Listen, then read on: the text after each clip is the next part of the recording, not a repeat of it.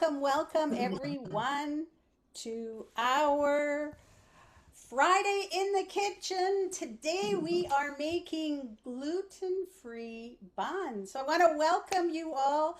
I have Sherry, I have Helene. I'm not going to forget you today, Helene, Patricia, Mary Ann, Gloria back from vacation, Pamela, Welcome. Tammy, Kat, and Vera. And Kat, I have to say, Kat, yeah, so yesterday we posted our 1000th video on YouTube, and I was like, holy crow, how did that happen? And Kat was there right at the beginning watching my videos way back when we started. And yeah, I just am like, wow, I can't believe we have over 1,000 videos now and working on the next 1,000. And I'm so excited to have all of you here for that. All right. This is Celiac Awareness Month, and when you have celiac disease or you have gluten intolerance, I think there's a lot of us out there who do have a gluten intolerance and don't even realize that we have it. And the only way to really figure that out is to take the gluten out of your diet. You know, there's so many things, bread, pasta, two of my favorites that have gluten. And it's just, I think when you start really looking at it, there's a lot of things that have gluten that you don't even realize have gluten. So when we're doing the in the kitchen show, I like to do it gluten free. But if I've never made buns, but I thought, you know what, I'm going to try making a gluten free bun to celebrate and honor Celiac Awareness Month. And today I have uh pantry guide, gluten-free pantry guide that is part of a gluten-free toolkit. And today is the last day to get all of the amazing gifts that are part of that toolkit. So remind me, Helene, at the end to put the link in the chat for that.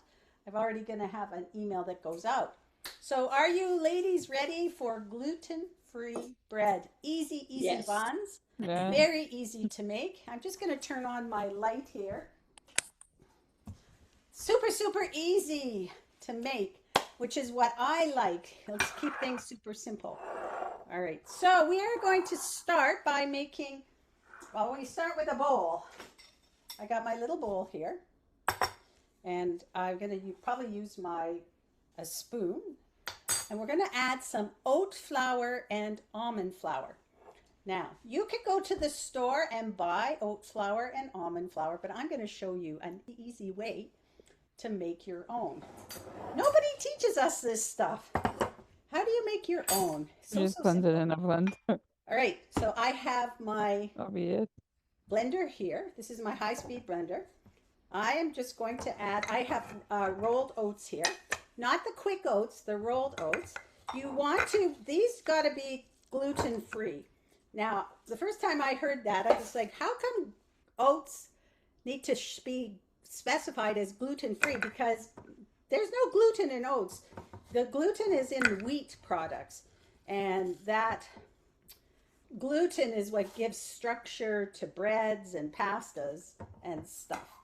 So oats, when they can be stored in a facility where they also have stored wheat products, and then it's going to cross contaminate. So if you are gluten free, you want to make sure that you're getting gluten-free oats, and likely they're also organic. You can get organic, what are they? The oats that I use, I buy them at Costco. It's from, I don't have a bag to show you, but it's from the Farmer's farmer market. I know. It's a yellow, kind of white with yellow trim, and it's gluten-free. It is sprouted, which means that they've allowed more nutrients to be part of it. When you sprout something, you're giving it an opportunity for those nutrients to develop a little bit. So you end up with more nutrients. They are also glyphosate free, which is really a great thing because Roundup is where this glyphosate comes from. And so many things have glyphosate. Um, my daughter is a childhood cancer survivor from non Hodgkin's lymphoma, and they are they don't say it out loud, but glyphosate and pesticides is highly attributable to non-Hodgkin's lymphoma. So these things are serious. So if you can get the glyphosate free, oh, I'm tongue tied here. So I put a cup of oats in my blender and I'm going to make oat flour. It's pretty easy.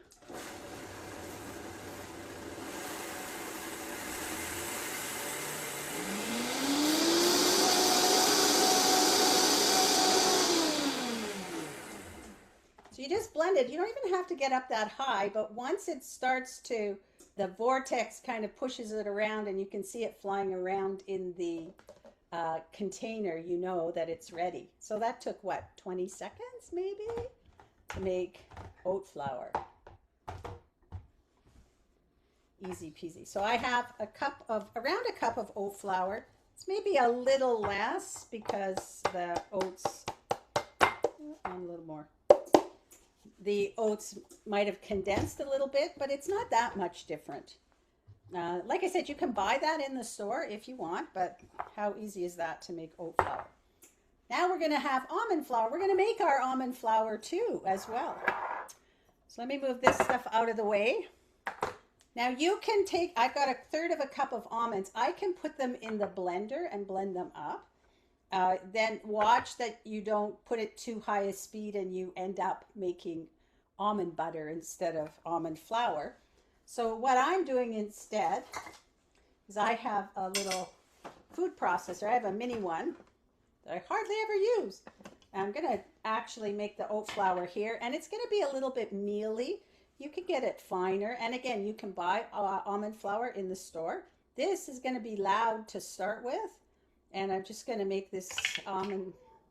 Now you could use a regular food processor as well, but this isn't a lot. That's why I'm using almonds, so I'm using the smaller one. And I'm going to, I need earplugs for this one because this is going to, for the first few seconds, it's going to be pretty loud.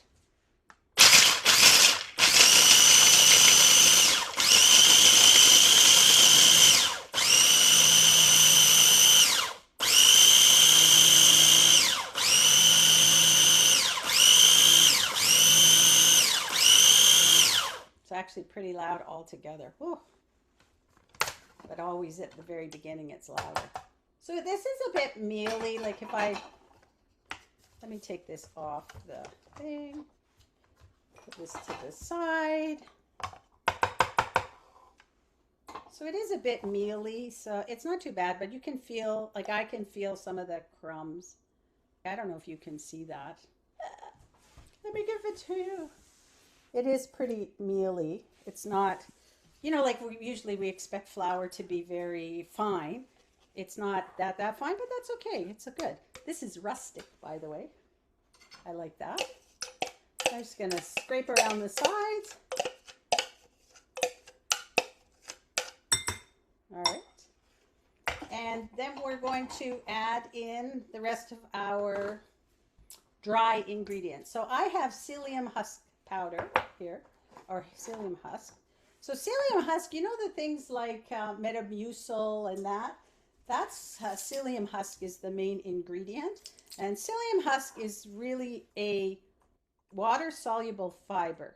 So this is like pure fiber here. And literally, if you look at it, it almost looks like sawdust, literally.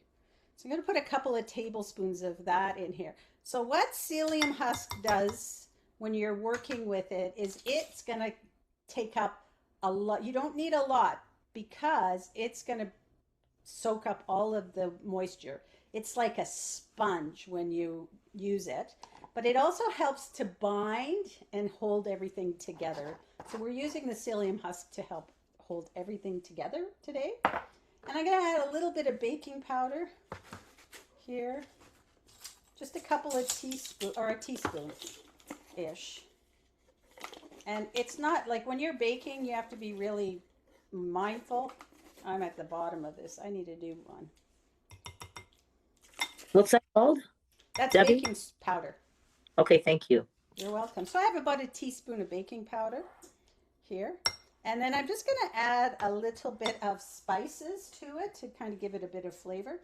I'm adding in garlic powder. What else do I do but garlic powder? Make it. So it's about a teaspoon or so of garlic powder. Onion I powder, have onion powder. We're at the end of our onion powder. So same thing, about a teaspoon-ish garlic, onion powder. paprika, And then I'm going to add in a little bit of salt as well. And that's optional. You could go salt-free too. So about a half a teaspoon of salt. And then just stir these up. And that's our dry ingredients. And this, we're not like making, this is like a bun. Actually, the consistency reminds me when I made these, it's like an English muffin kind of thing. So they're not, they're, you know, when you're doing gluten-free, a lot of times it's dense compared to like cooking with gluten and wheat flour, because the structure, the gluten gives the structure, allows all the air bubbles to be in there. One of the things I recommend when you're changing your diet is not to expect things to be exactly the same as what you were used to with your breads, because replicating that, you're just going to be disappointed. Look for things that taste good, and this tastes good.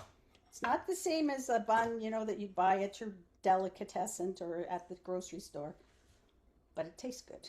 All right, and I am going to now put in, I think, about 3/4 of a cup-ish of plant-based yogurt, but I'm going to do it by grams because I don't want to have to put it in a cup and then do all of that. So my pro tip is to have a weigh scale that you can just weigh things right into the bowl and you don't have to dirty any more dishes. So this is the yogurt that I use. So this is plant-based yogurt. It's called Yogu, and I got lucky. It was on sale today at Whole Foods. So you can buy this at a number of stores. I know it's in the US. It's also in Canada. In my area, it's at like a Longo's, Whole Foods. Not sure where else. Probably you could probably find it at Planet Health or what, Healthy Planet, but I buy it at Longo's or Whole Foods, and that's in Ontario. So the reason I like this is it's got 4 ingredients. That's it. It has organic coconut cream, water, agar, and probiotic culture. That's it. Now you can make your own yogurt as you want. It's actually really easy to make yogurt, your own plant-based yogurt. So if anybody's interested, let me know, because we could have that one day for our in the kitchen. But right now, I don't use a lot of yogurt. This one tastes really good, and this is a original. There's no flavorings or anything in it. And if you can't find this one or you want to use something else, that's fine. But look for one that got simple ingredients in it. That's the key. Simple ingredients. All right. And most of the plant-based yogurts are coconut. You can make it with cashews as well. It doesn't have to be. And I think the one that I've made myself is with cashews. So I'm going to add, it's 150 grams here. So this is going to be most of our liquid. And then you can add and judge how much you want. I'm also adding in a teaspoon of apple cider vinegar, so not too much. Apple cider vinegar in there. And I'm going to add a tablespoon of olive oil. And most of you have seen my olive oil. I use this Terra Delessa that comes from, it's Albanian and, or Tunisia, sorry. This comes from Tunisia. I buy mine at Costco. It's a good price there. And it is a really good cold press. Cold pressed extra virgin olive oil means that it is cold pressed, and it's a good one. If you want to know if your olive oil is good, when you chill it, it should look murky and not clear. If it's clear, it means that they've probably cut it with other ingredients and diluted it. So if you want a good one, this one is good. There's lots of other ones. This one's a good price. So I've got all my ingredients now. All I get to do is to, let me put this on the side, just stir it up.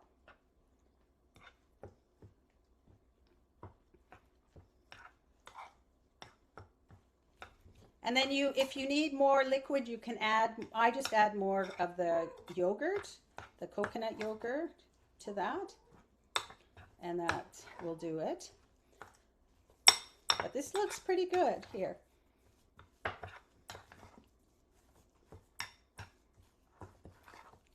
And then, all right. And then all you need to do is let it sit for about 5 minutes. The reason you want to let it sit is to allow the psyllium husk, that water-soluble fiber, to soak up some of the liquid. So we'll just sit this for a couple of minutes. While we do that, let's bring out the ones in the oven. And again, Kat and I are going to work on a smelly vision because I wish you could smell how good it smells here. Oh, let me see. I'm going to see. Oh.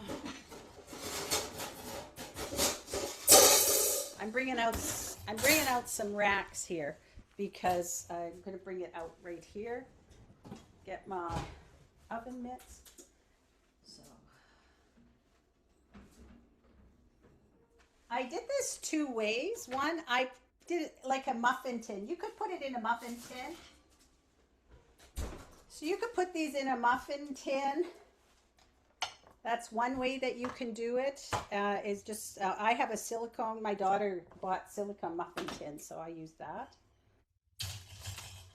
Or you can just shape it and put it onto a pan. So this one, they're hot. I would let it cool and just shape it. And then I baked it in the oven at 375 for about 40 minutes. And then you let it cool. And then you've got your buns. Or if you do it this way, this isn't too bad. It's a little hot.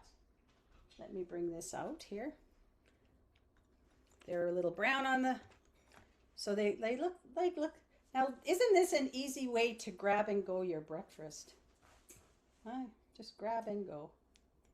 They're easy, they're contained, so they don't spread out. They don't they don't really rise a lot, and but they're so good, little, almost like an English muffin.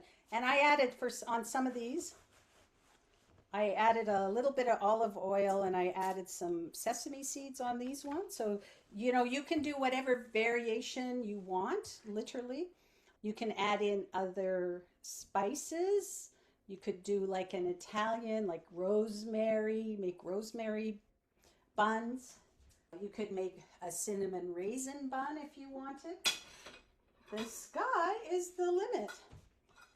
So let me put these here on this. We'll let it cool a bit. And usually I would put parchment paper, but we're out of parchment paper. It's on our list for today to buy parchment paper. So I've got just some foil on the bottom of my pan. So all I'm going to do now is wash my hands first.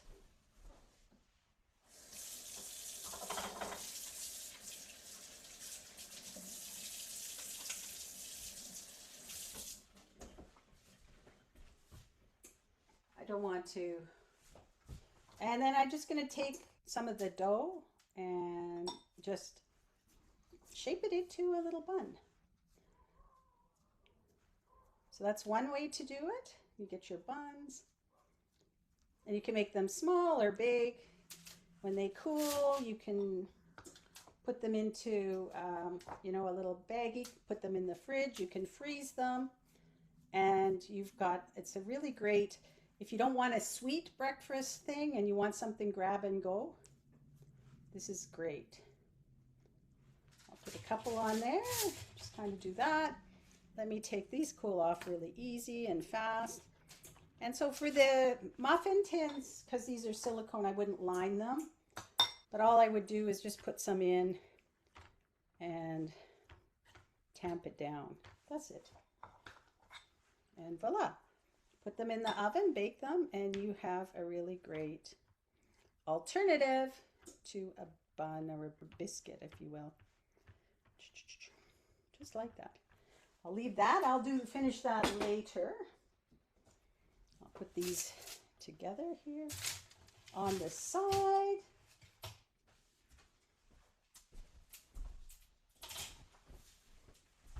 Move them off. Now, if I wanted to, I have some that I made yesterday.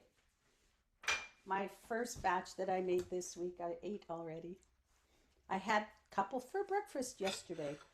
So let me show you. Those are the new ones. So you could make them thick enough that you could. So this is one I made yesterday and I put in the fridge last night. Put it in the refrigerator. It's in a little baggie. So this one is big enough. You can toast this.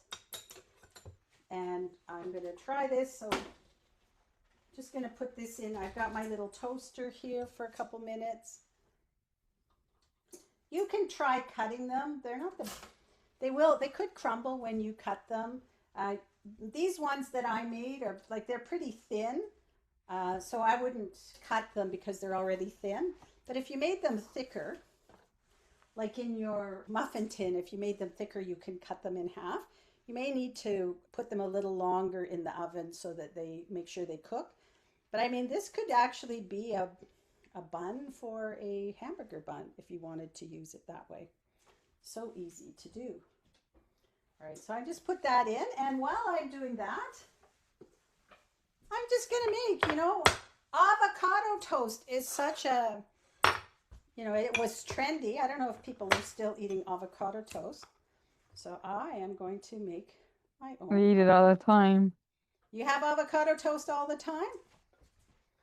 Yeah. So here, we're going to make some avocado toast. So I've got a half of, this is from yesterday's.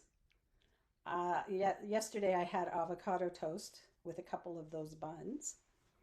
So I'm just using the I like it eating plain. The avocado, just dishing it out of the avocado.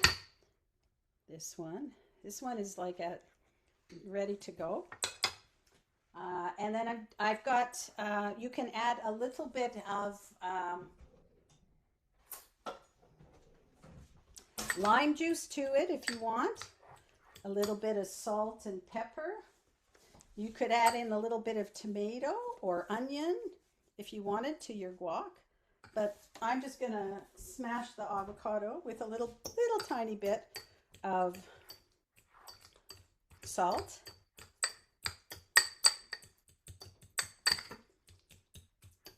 And I've got my bun came out of the thing here.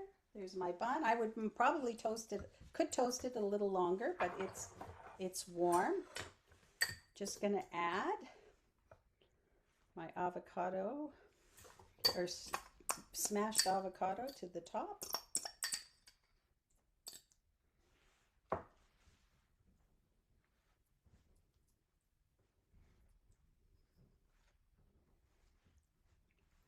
I've got some cherry tomatoes here. If you don't have cherry tomatoes, you could use regular tomatoes. I'm just going to slice them a little bit. So there are a couple of cherry tomatoes on here.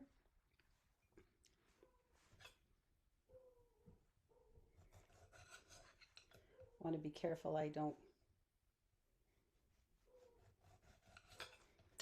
Beautiful. And put that on. And voila, I have an avocado toast, ladies. So that I can have that. I can actually pick this up and eat it. Just like this. Now. That's a big bite. But it tastes good. I love it. So you don't have to miss out on the beautiful things like avocado toast because you're gluten-free. And some of the, I don't know, Gloria, because I know you're gluten-free, buying the gluten-free bread. Some of them can be pretty disgusting. Yeah, you can yeah. I don't eat a lot of bread. You can pay a lot of money for them too. Yes. Which is so easy to make. Yes, and you could have your buns with a bowl of soup or a stew or really anything you want. So I'm just popping the recipe there for you.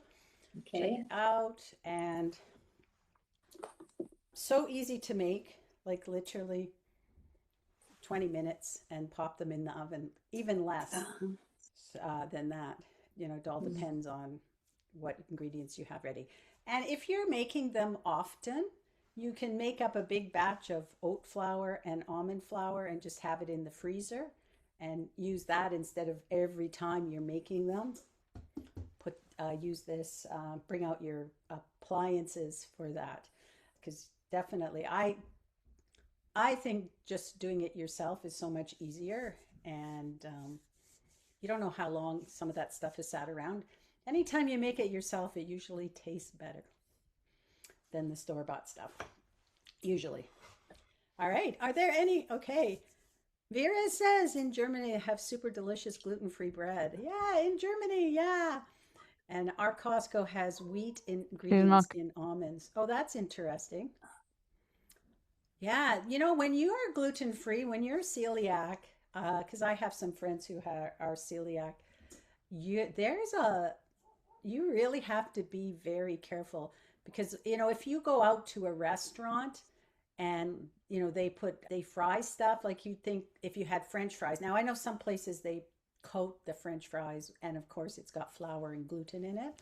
But if Mhm. even if you had plain French fries, if they've also used that fryer to cook things that have a coating on it, it's all contaminated. So it is something you have to really watch very carefully. And I know my friend Jennifer Mark, who put together the gluten-free bundle for Celiac Awareness Month, she actually works with women who are baking gluten-free, but also reminding them that it's not just about baking gluten-free, it's about making sure that all of your utensils, all of your counters, all of your everything, appliances are gluten free. It's because it really can be quite sensitive. We went out for dinner, and we had two people at our table that were celiac, and they had to make them a special meal because everything else had contaminated with something with gluten. Let me Yeah. see. I think they had to make me a special meal too. And I've been places where they literally put together a gluten-free bread and it's not even that good, would slap some veggies on it and give that to you as a sandwich. And yeah, it's not always good. Yeah, and Vera, my mom has a gluten-free bread that she gets in Edmonton at a special bakery, which you can get. I'm just trying to find my gluten-free thing, and let me find the gluten-free. I gotta find the gluten-free thing here. Let's see if it will let me here. I should have had that ready too. But I want to, today is the last day to get the gluten-free bundle that they've got. It's all free and I think Jennifer has a lot of good recipes as well. Let me see if I can find it. Oh, come on. Mm-mm. I gotta find. It's not letting me click on the link. Hang on. Because we're all looking at you. I know. It's the way it is, right? Oh. Time goes so slow. Okay, Kathy, you got to talk then. Well, I'm curious if anyone has heard this tidbit. I've heard that if people, I'm not talking about people who have a genetic disposition for digestive issues, but that if people that don't have that go gluten free, that they can never go back to gluten or they get very ill. Has anyone else heard that? So I'm going to say that anytime that you change your diet and you get rid of the garbage stuff is what Garbage. happened.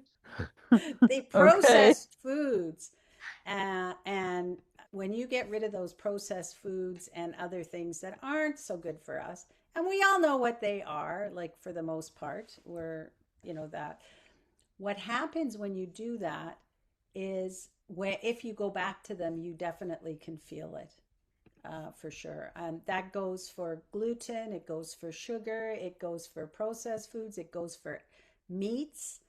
When your body is used to eating cleaner, and so when you add that stuff back, you can notice it. When you're already eating that stuff, you don't notice Oh, the impact. It's when you've gone clean and then you bring it back in your diet, you notice it. so it's All not the right. per se, it's the whole process, Yeah. eating better. Well, Yeah. darn. Okay. But that's good because I was really pure gluten free for a while, and when I first had something with gluten, I my stomach was very upset.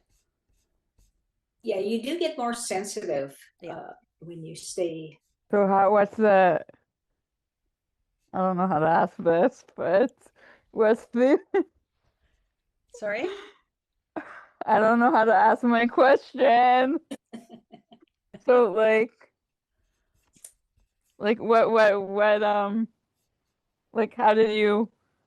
how did you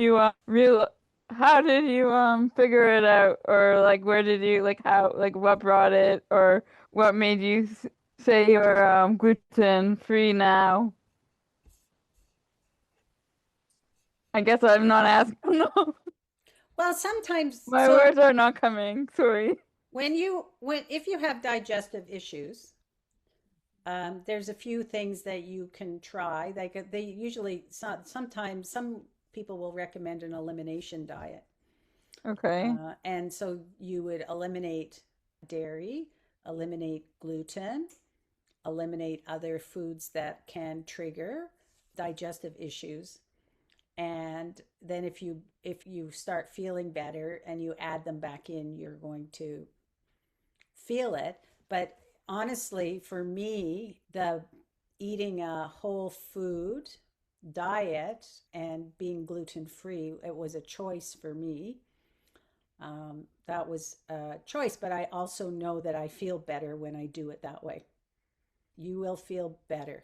I would So is there I like would any like, almost guarantee, I'm not supposed to guarantee anything, but I would almost guarantee that if you remove some of these things, you'll feel better. so then like I was gonna say, like, so it's just like it's just like taking away food, so there's no actual, is there any like testing, like blood tests or anything to like check that actually gives a, Yeah, you can test for food sensitivities. You can test for food allergies. right? There And is a I know that gluten-free I test. don't know. So I know there's a couple people here that are cannot eat gluten. I don't know if anybody is celiac, but I know that they diagnose you with celiac disease. I'm not sure. Debbie? I don't know medically how they do it. Yeah, my cousin's brother is, I think he's celiac. He's been celiac for so long, or practically all of his life, I think. Or he has something, like he has some like thing, I don't know if it's celiac or it might be something else, but I know he doesn't eat like certain like foods and things. Yeah. Yeah. And then he has to like watch what he eats, and he can't eat certain things. Um or he can eat it, and or he can eat it but he can't eat a lot of it. Yeah. So, yeah. Yeah. And Pamela just said that her granddaughter was just tested for gluten. So they How do can they do that? test. How do they do that? I don't know, Pamela, if you have It's normally a instincts. blood test. Yeah. Yeah. But is it a blood test that you can get like covered under OHIP, or is it one of those ones that like are like paid that you have to go through like, I think you can get it done by a doctor. I had mine done by a naturopath, and I did have to pay for mine. But I think the medical system will test if you're having issues. okay. But you do have to be eating gluten at the time, is what I understand, to actually get the right results. I've always been eating gluten. Yeah. Yeah. I mean, I one, eat gluten. But I do eat like I have these gluten-free crackers that I like eating actually. They're really good too. And like for the life of me, I can't think of the name of them right now. Yeah. I think it's some if yeah, I don't want to say the wrong name. I'll just have to search I it. mean, there's also like crackers like rice crackers I like yeah, the rice and crackers are good. Yeah. rice pastas and stuff. But Pamela made a really good point about, things like almonds and stuff. You really do need to read the labels because there are so many things where cross contamination happens because the companies, they might, it's like with the oats. They might process oats and put it in a certain vat or whatever, and then later they'll use the same vat for something else. And, so then you've got cross contamination and, even a lot of products. I think sometimes the companies are covering themselves from a legal aspect, but there definitely is a lot of things for cross contamination. Even not that I'm going to just tell you I don't go there anymore. It's not somewhere I've been in like forever, but getting a cake from like Dairy Queen, they would actually tell you that you need to, yeah, if you have any gluten allergies or whatever, or they have to actually make the cake in a separate area. And I think, like, I don't know personally, because Donna's just saying that her middle son has celiac disease. And when you have those things, you just need to be vigilant yourself because you can't rely on other people to be vigilant for you. It's like a peanut allergy or gluten allergy or, with celiac disease, all these things, you end up getting to be really vigilant. And Donna, I don't know, but I bet that you're probably very rarely eating out and doing just you just can't grab and go because you don't know. Even I went to a what was it, a golf tournament, and at the middle they had a lunch for us. There was absolutely nothing on the list that I could eat, period. And I was just looking for plant-based without any dairy and other things. And you got to bring your own stuff if you want to eat or accept that you might not get Right. to eat when Well, you My have son, yeah, dietary restrictions. yeah. He's 28, but I still buy the gluten free just in Hmm. case yeah, when he first got diagnosed, he got so skinny. He was Oh, afraid to eat. But now he's okay. He's okay. Now he's okay. But it was scary. Yeah. This was like maybe 7 years ago, eight, seven, I don't know. But he's 28, so he buys his own food. Like he make his future mother-in-law makes him a lot of gluten free. So yeah. Yeah. Hmm. And I Yeah. And they remember, both have, go yeah. ahead, Donna. Oh. And the two older two boys are both lactose intolerant. The little one is, I don't know about him. I've got the 20-year-old, but they're all adults, but I'm not sure about him yet. So he's sort of, Yeah. no, maybe I have. He thinks he Yeah. has stuff, but he's okay. He's okay. And Yeah. dairy Hmm. is the other one that a lot Hmm. of between gluten and dairy. So my Hmm. understanding with gluten is as we have progressed as a culture, as a society, a lot Hmm. of the grains have been modified, and the Hmm. gluten is a very large molecule that's very hard to digest for Hmm. everybody. And Hmm. 65% of the world population or more are lactose intolerant. And most Wow. people don't even realize that they are lactose intolerant Yeah. because we really are only milk and dairy products. Well, dairy products, but milk, which is where it comes from, is really meant as a food for a baby to eat to get to a certain Hmm. weight and growth to be able to eat the regular foods on their own. That's what milk is for any mammals at all. And it's not really designed for people to eat, but yet it's in almost everything. I bought hash browns one time and my kids got mad at me because they had dairy in them. And I'm like, I didn't expect hash browns to have dairy in them, but all Yeah. of the coatings and all this, a lot of No, stuff. they don't. The ones we have, Oh, they're that not was, dairy. I think the brand that I had bought at the Oh. time had dairy in it. So you have to really watch your labels, and the more that you can eat whole foods versus the processed foods, when you go back to eating some of those processed foods, you will notice if your system has gotten rid of them, you will notice. But over time, if you're eating them, your system gets used to them, and you don't feel the difference. That's so. It's an interesting discussion. I actually think this is a real interesting discussion. So that's what it's all about. Thanks for that question, Helene. And yeah, I mean, you can ask your doctor, if you've got digestive issues. I know that one of the ladies that I worked with had ended up finding out that she had celiac disease, and she had other issues going on, like she had a rash that was not going away. And Well, that's it what I'm was two thinking. things: Yeah. stress and the gluten were the two things that were, and I think dairy. So there were three things, never mind.